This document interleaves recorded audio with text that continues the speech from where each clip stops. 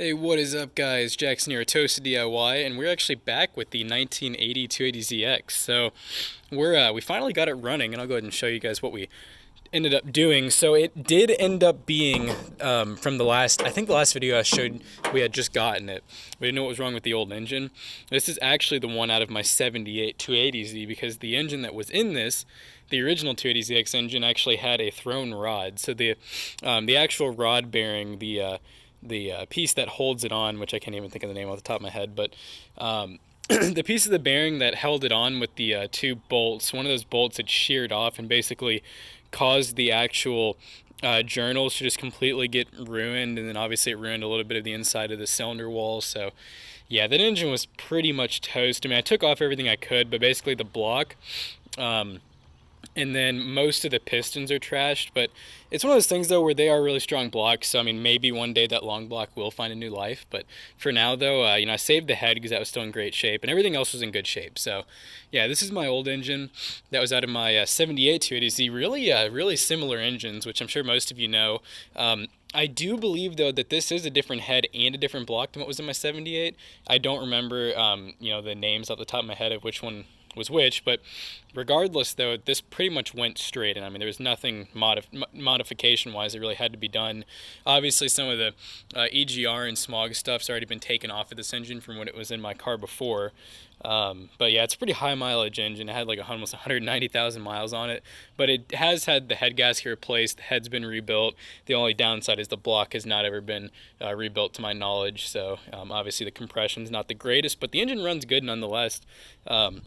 Haven't had any issues with it yet. I still need to finish putting the fan on there, but other than that though, I've taken it for drives and it's done great. So what I'm actually getting ready to do, and the reason I was kind of making this video is because I want to see what it looks like before and after. I'm getting ready to sand this whole entire body to get it down to basically like a primer level. This car used to actually be like a maroon color, and I'm not too sure how much they actually sanded before they painted originally, because if you look in some spots, which maybe I can find, trying to remember where I saw some now. I know that there's some spots where it's maroon. You can often find it in the door jambs. Unless they painted it pretty good, which maybe they did. I just now noticed this too. Probably a big old hole in here or something. But anyways though, we're getting ready to basically try to strip all the clear coat off.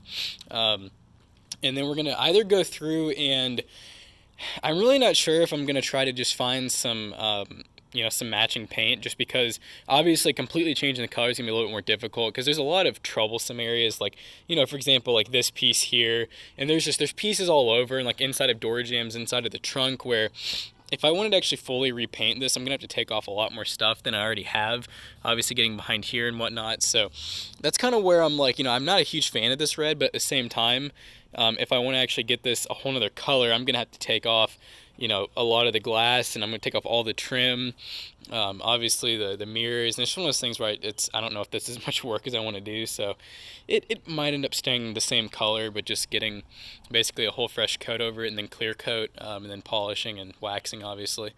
So yeah, we'll see how that turns out once I'm done. But yeah, here's a little walk around, and once I get some more body work done, or I get the paint done, that's probably when I'll do the next video. But like I said, the engine does run, so in the next video I'll show you guys how it sounds and everything. But yeah, this is a little update, and thank you for any of the support that we've had on the channel lately, especially with any of the car stuff. So yeah, see you guys in the next one.